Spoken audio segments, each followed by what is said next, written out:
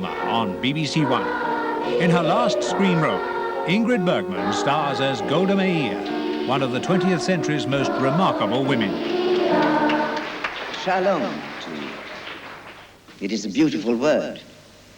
May peace be with you. If you could keep Abdallah out of the war, it might save us. When can I go? We must have our own state, and the time is now.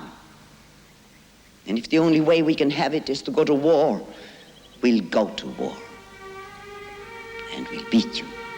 Would you be willing to take over as Prime Minister? I don't even know what you're saying. With all my heart, I pledge that this government will make every effort in its power to bring about a true and enduring peace. I'm glad you came. I'm glad too.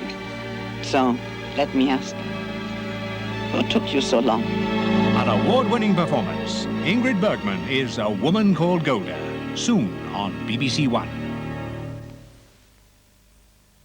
On BBC2 at the moment, there's Newsnight. While here on One, it's the movies that occupy us for just a little longer in the shape of Film 82.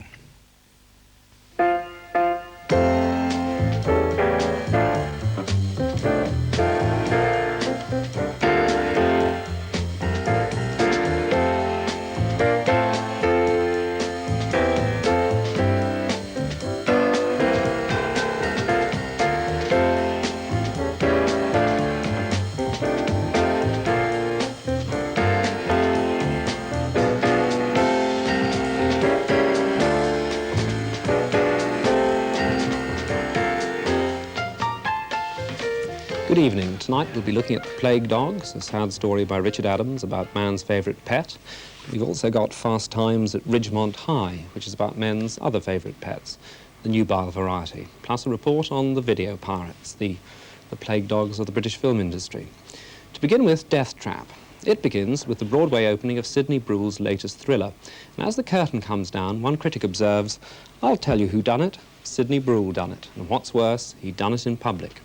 Poor Mr. Brule has another flop on his hands. Worse still, he returns home to find that one of his students has sent him the manuscript of a thriller to get his comments.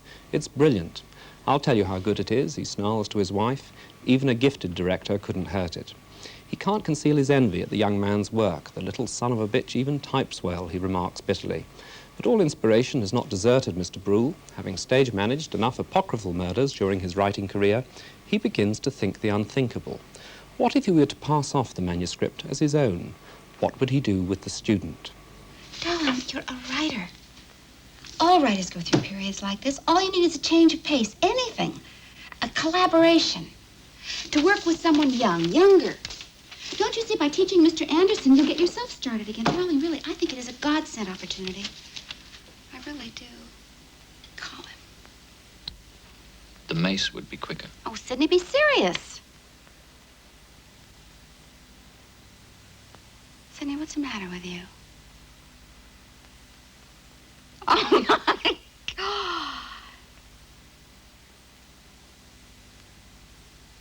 Oh, my God, you did have a bad night, didn't you? I think that you're thinking that after last night, you actually would kill to have another hit play. Do you know what this play would net its author in today's market? Between $3 and $5 million. And that is without the Death Trap T-shirts. Michael Caine, whom I'm sure you recognise as Sidney Brule, and Diane Cannon as his wife. The student, who has yet to drop in on them, is Christopher Reeve. When he does, he and Caine dance a delicate tango of bluff, counter-bluff and quintuple bluff. Our 11th script is at once witty and packed to the rafters with jump-inducing thrills. It would spoil your enjoyment to give away the progression of the story. I'll only say the plot has more twists than you'd find in a 60s dance hall. It really is a very clever film, and before that it was a very clever stage play. Most directors would have wanted to open it out, transfer scenes to beaches and airports and motorways to make it more visual, but it's a mark of Sidney Lumet's confidence and experience that he actually closes it in. He trades on the claustrophobia of the one-room setting. He stalks with his camera, as if it, and consequently you, were an invisible observer. And he knows the most visual thing in the cinema is the human imagination. Both Mr. Kane and Mr. Reeve are victims of what Kane calls thrilleritis malignus, the fevered pursuit of a two-act, five-character moneymaker. Here, Diane Cannon tries to calm the fever. Mr. Anderson, Sidney is simply bursting with creative ideas about your play. I've never seen him so enthusiastic. He gets so many plays from aspiring playwrights, plays that are supposedly ready for production, and usually he just laughs and says the most disparaging things. I know. He could improve your play tremendously. He could turn it into a hit that would run for years and years and make more than enough money for everyone concerned. Is this what you meant by I'll be quiet? No, I won't be. I will not be quiet. I'm going to say something that's been on my mind ever since your telephone conversation. It is very wrong of you to expect Sidney to give you the fruit of his years of experience, his hard-earned knowledge, without any quid pro quo, as if that stupid seminar were still in session. But he offered But it's wrong of you to have made that offer, Sidney. I am the one in this household whose feet are on the ground and whose eye is on the checkbook. Now, I'm going to make a suggestion to you, Sidney, and it's going to come as a big shock to you. But I'm going to make it anyhow, and I want you to give it your grave and your earnest and your thoughtful consideration. Will you do that for me, Sidney? Sidney, will you do that for me? Will you promise that you'll do it for me, Sidney? Put aside the play you're working on. Yes. Yes. Put aside the play about Helga Tendorp and how she finds keys under clothes dryers and murderers. Just put it aside. Put it aside and work with Mr. Anderson on his play. Collaborate with him. That's the suggestion I'm making, Sidney. That's what I think is the fair, the sensible, the rational thing to do. Death Trap by Clifford Anderson and Sidney Brohl. Put aside the drowning wife. I thought it was Frowning. Frowning? What sort of title would that be? The drowning wife? No, Sidney, it will keep. It will keep. Sidney, people are always interested in psychics who can point at someone and say, that man murdered that man. Diane Cannon on top decibels. Throughout the film, Michael Caine again demonstrates the poise and timing that made him a star, and Christopher Reeve, having already exhibited really inventive comic talent as Clark Kent, ensures that his film career is not just a fly past. If you want to escape worldly cares for a couple of hours this week, go and see Death Trap, a hard two-act, five-character moneymaker to follow. So, let's sit back and take a look at the worldly cares of the girls from Ridgemont High. Linda, did I show you this? He gave me his card. Ron Johnson, audio consultant. Maybe we should, get a frame for this and put it up on the wall. Come on, Linda. You're the one who told me I was going to get a boyfriend at the mall. Do you think he'll call this week? Stace, why don't you just call him? I can't. Yes, you can. Guys love that sort of thing. Really? Yes. Stacy, what are you waiting for? You're 15 years old. I did it when I was 13. It's no huge thing. It's just sex. Stacy, as you might have guessed from that, is looking for what used to be known on this programme as a little hanky-panky. And much of this film, Fast Times at Ridgemont High, revolves around her pursuit of this. She's not much of a conversationalist, Stacy. About all she says to her first lover is, I like your coat. And to her second date she says, I like your car. Actually, the first lover is fairly sharp, and when he takes her, for reasons best known to him, to the school baseball stadium to deflower her, he asks, am I going to get to first base? Indeed he does. In fact, he scores a home run straight off. Although, as his hand slid below her belt, I had the sinking feeling he would find out that she was still wearing nappies. The film begins in a crude and rude fashion, earning itself an X certificate with a blunt attempt at oral humour involving carrots. But the sense of alienation that this and other scenes induce gradually fades away, and I began unaccountably to like the students from Ridgemont High. The reason is that the film has an inner honesty, and I suspect the life of 15 to 18-year-olds in Californian high school is like this. I once taught at an American university, and all the recognisable types that were in my class are here, a few years younger. The big black basketball hero, the spiv who's already wheeler-dealing on the back market, the spaced-out surfer, the clean-cut, all-American boy who has to work in a hamburger bar to put himself through school, and the girls who manipulate them all with the confidence that they know they're going to grow up in the matriarchal society that is America. But in the case of Ridgemont High, the one thing that's at the top of everybody's thoughts, hanging over the school like a nuclear mushroom, is sex. You want to look at a photo album? I keep a lot of pictures, from when I grew up and stuff. It's kind of sticky. Sure, yeah. Yeah? Great. Photographs. This is one that Brad took. It's like double image type thing, It's like a mirror, but it looks tiny. This is me being stupid. It's my dog, Gypsy, and my cat, Tulio. And they're dead now. Remember him, Mr. Deegan? You had Deegan? He always wore the same suit. He must have had 500 of those. Oh, he was terrible. No, I think it was one.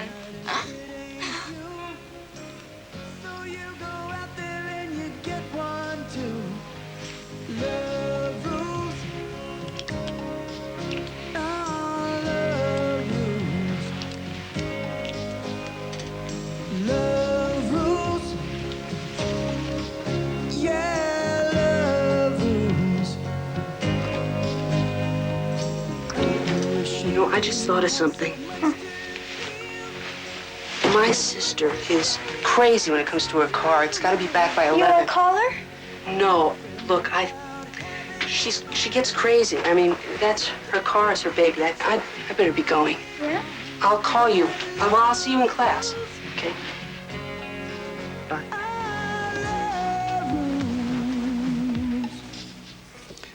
I'll give away the ending of the film. It's something of a morality tale. After a couple of stabs at it, Stacy reveals exclusively to her friend Linda that she doesn't want sex. What she wants is romance. You want romance, says Linda incredulously. You can't even get cable TV in Ridgemont. Which leads us nicely to our next subject. Last week's Hunt report confirmed that since you persistently refuse to go to the cinema, it's going to come to you, up the drain pipe and through the window. Cable is going to spread faster than a split-leaf philodendron. And in my view, it's a fair bet that the cable dynasty will, to a large extent, replace the video cassette dynasty that reigns at present. It's gone a long way to replacing the cinema dynasty. The trend is towards lethargy. With new movies on cable, you won't even have to go to the shop. But that's the future, and at present, when you do go to the video shop, the moral dilemma of whether to rent an illegal tape presents itself. An index of public morality in this regard is the estimate that business in the illegal video cassette industry, illegal in that the feature films have been taken and put on cassette without any payment to the makers, this business has now reached £100 million. It's the subject we asked our reporter, Nicholas Shakespeare, to examine.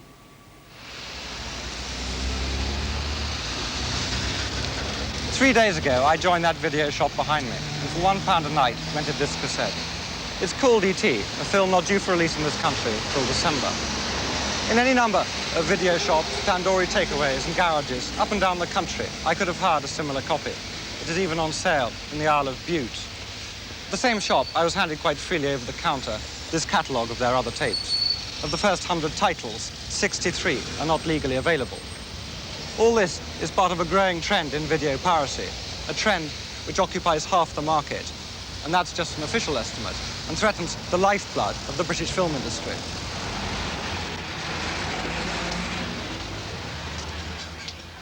But where did you get this from, E.T.? Ah, well, that is our sources, which we're not going to divulge to you anyway. Well, why not? Because it's not... If they're legal sources, if they're legal sources, then you'll divulge them. Well, not really, no, because... Yeah, go on. Do you want to say? For as far as we're concerned, you could be another another video company who would like to get hold of our sources where we get our films. But you know that this is an illegal tape, because there is no such existing tape in America, even. Well, if it's not existing, it can't become illegal, can it? So this is your... If that tape does not exist, anyway, it's not illegal, is it? So you're not prepared to tell me where you got it from? Oh, no. And you're not prepared... Would you prepare to tell me if you was in my position? I'm and sure if you we'll don't leave the premises, we're going to have you evicted. So you won't tell me where you got Fort Apache the Fox? Fort Apache the... See, not fast enough. Fort Apache... See you later. Yes, how much do I owe you for that? £3. Yes. These tapes are among thousands seized from similar shops after the serving of a High Court order, a civil act, and a very lengthy process. The cassettes in this basement have been confiscated by one of the 3 watchdogs set up to combat video piracy. I asked Norman Abbott, who runs the largest of them, the British Videogram Association, to tell me what makes a videotape illegal. There are several different varieties of this. For example, we've got here a pirate copy of something which hasn't even been released in Britain as a film, let alone on video. On the other hand, you have, say, a title like this, which has been around for a little while now, and this is, in fact, the genuine version. But alongside that, you have the counterfeit. Where do all these videos come from? The original film copy, the master, they probably bribed a projectionist or a laboratory technician or somebody who was in legitimate possession of the actual real film. And what legal aspects can you rely on to help you? Well, at the moment, we can only rely on the civil law. The criminal law dealing with piracy, the Copyright Act of 1956, is hopelessly out of date. If I tell you that the maximum punishment on first conviction that a pirate can have imposed upon him is a £50 fine and no imprisonment, you'll see how ludicrously inadequate that is. I spoke to a reformed video pirate with a shop in London's East End. He insisted on being filmed anonymously, as he was terrified of reprisals from former colleagues. I asked where his pirate tapes originally came from. I understand that the rolls of films, they come from various sources, cinema managers, ships, aeroplanes, even bribery in film companies. And how easy has it been to earn an honest living by being a legitimate dealer? Hard, because you always get customers come in who want the latest releases, and if they cannot get the latest releases off of you, they will go down the road and they can rent them from most other shops. So whose fault is it that pirating's so rife? Two major factors. I think it is the government for not stamping down on it, altering the laws, and the other one is the film companies themselves. Many a time people have been reported to the film companies that they're duplicating their cassettes, or that this shop deals in pirate films, and I have been told that they have a long list. They only employ a few people to supervise all this, and it's a matter of months or possibly a year before they eventually get around and investigate that shop. The film industry itself uses various watchdogs. I have it on good authority that the total number of investigators is six men to look after some 25,000 outlets. We would like 600, but of course it costs money and it requires organisation, and I think that you will find that in the next few weeks there will be a new organisation set up. Can you not be accused of having created a demand and then failing to supply it? If you're asking me whether what we should be doing is to release on videocassette more quickly after cinema release, theatrical release, yes, I think we should, and we're getting to that. It takes time.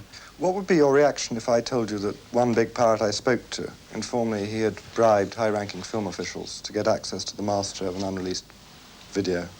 I would be horrified. I believe you. I think anything is possible. This is big business. If you are stealing property, you can make a lot of money out of it, so you've got money to pay bribes. Woolworths and Smiths have recently announced they are pulling out of the video rental market. If they can't survive, how can you expect the individual retailer to cope and still remain legal?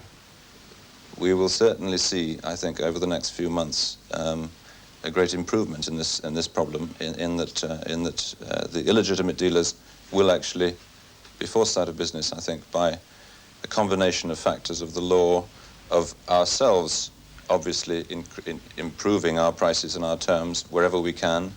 What was the question once more?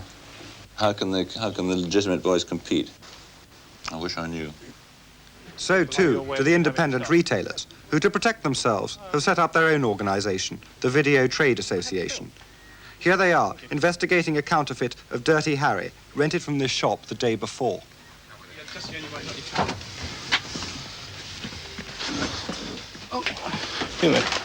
That's the film, which, as you can see, has your label on it. I rented it yesterday, and it has been confirmed by both Warner and Kay Laboratories as a pirated tape. Are you aware that you have it in your library? We are aware it's in our library, but I'll be quite truthful. I mean, it's one place since we've been open to the year. Are you aware that it's a pirated tape? No. Are you aware that several other titles in your library are pirated? No, I'm not. By the end of the year, there will be over 2 million video machines in Britain, more per head than any other country in the world except Japan. Video is booming. This boom is changing the way in which we see our films. The trouble is, no one's adapted to it yet, apart from the so-called pirates. And yet bootlegging exists because of an industry that has failed to satisfy the demand it has created, which in turn threatens the existence of independent retailers. Though there is something clearly amiss in the state of the film industry, there is not much help provided by the law. At present, the penalty is £50, a fine that can be paid out of any pirate's tea money. Until something is done to stop this, piracy remains the most lucrative and thriving business of all. How many of your friends have seen E.T.? How's it going? Nicholas Shakespeare in yellow. Actually, he risked more than one punch in the nose when he was filming that. Now, those other plague dogs, the ones invented by Richard Adams. He wrote Watership Down, and that was turned into a successful feature film. And now his book, The Plague Dogs, has been filmed by the same director, Martin Rosen. The dogs in question, Snitter and Ralph, didn't volunteer to be experimented upon at Her Majesty's laboratories in Coniston, but they do seem to be exercising free will to get out of there. I can't stand the water anymore. When I shut my eyes, the water comes again. How do you get out? Do you drink it? Or does the sun dry it out? Or what? I don't know. I hate it, Snitter. The water's terrible. The wire's loose here, Ralph. Along the bottom. If I put my nose under it, I might be able to get through. Why do they do it, Snitter? I'm not a bad dog. I don't think they do it because they think you're bad, Ralph. Do you think you're the only one who hates this damn place?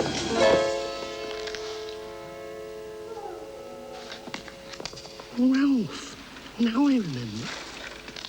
That's why I came. The door of your pen's unfastened. We can go through it, Ralph. They'd only bring us back. We can do it. We can get out of here. It's safe in here.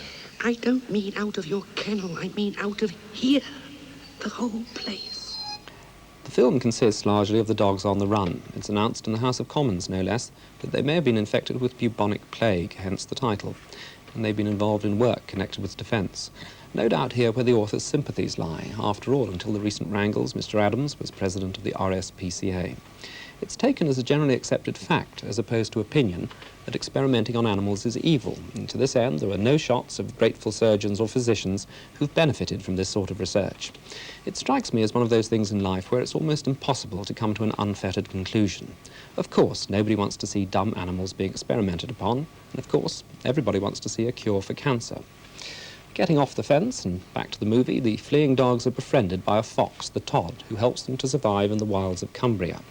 Snitter and Ralph are voiced, incidentally, by John Hurt and Christopher Benjamin, and the Todd by James Bolam. Snitter has had a brain operation, which causes him to confuse the subjective with the objective, a fact revealed in black and white flashbacks, and this adds to his bewilderment and some genuine accidents, in one of which a human being is killed, rendering the dogs even more unpopular. The quality of the animation in the film, you can see for yourself. That, Ralph, is a master.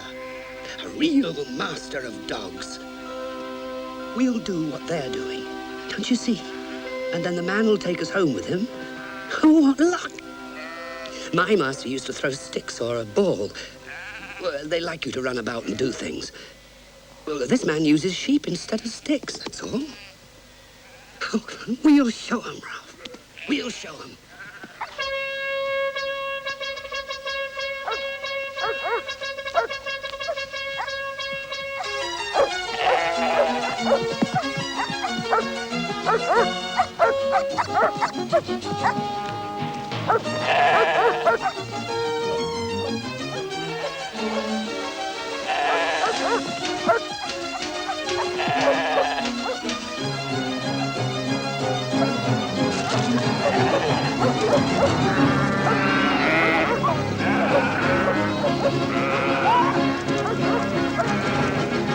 What the hell are thou playing at?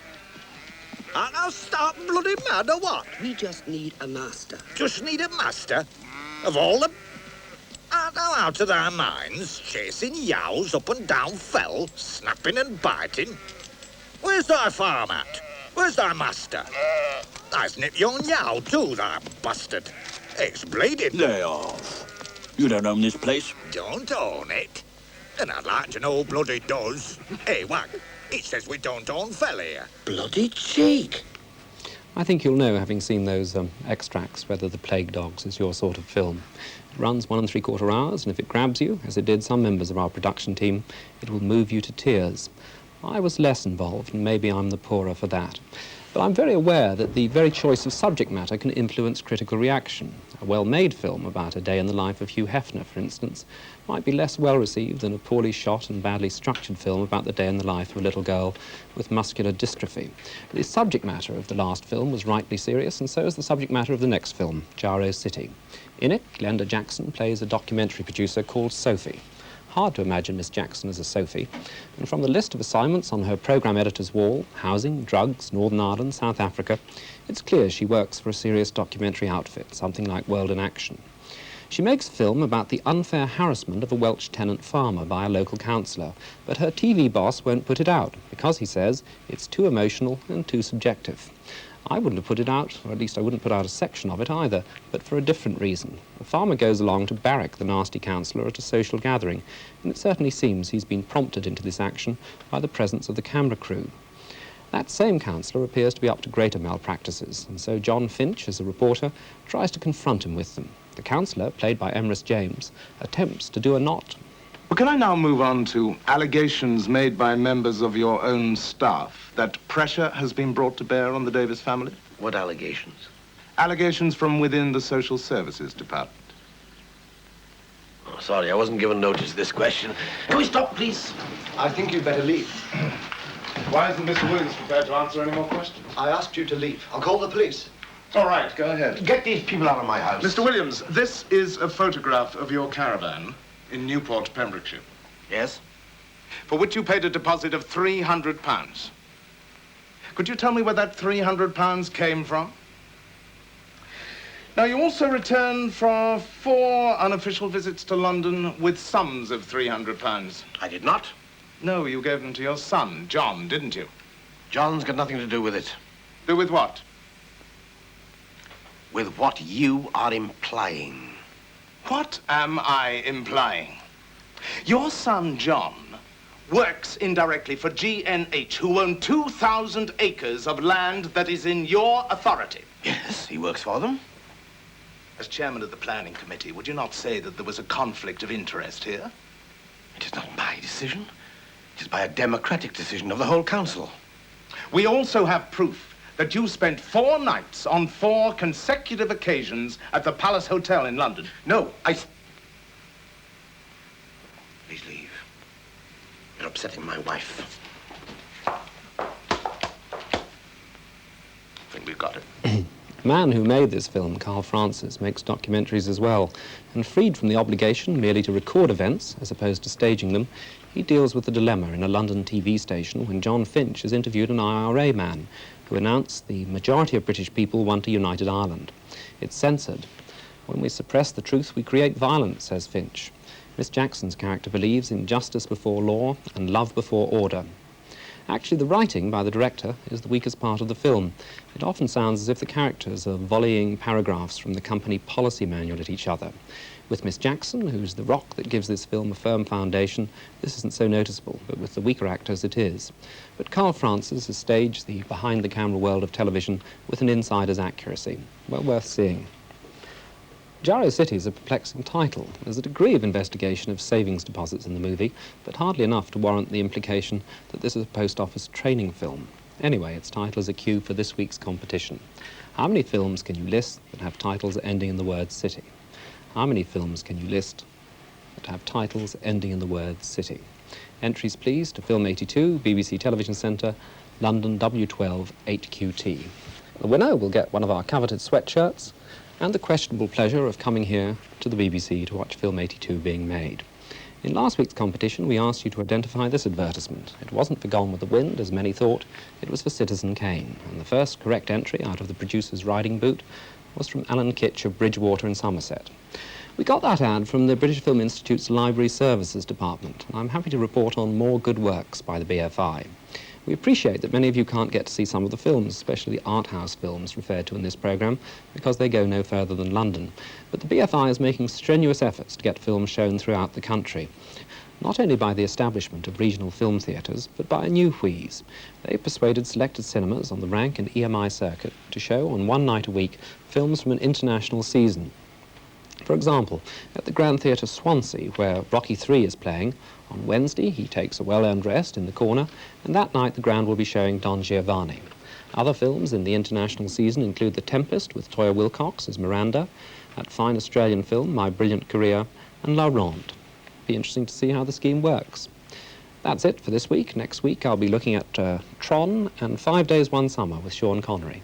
But for the moment, if you have the good fortune to live in Waltham Cross, Newport or Greenock, you'll be able to look at the Jacques Tati classic, Monsieur Hulot's Holiday, which the BFI is sending down your way in the next few weeks.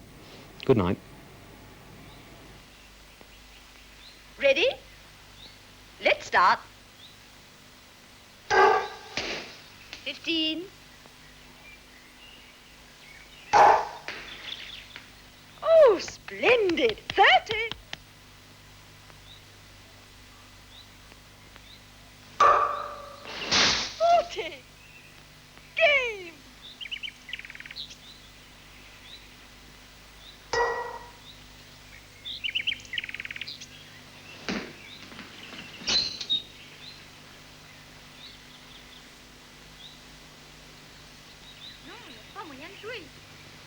Oh. All set? Serve.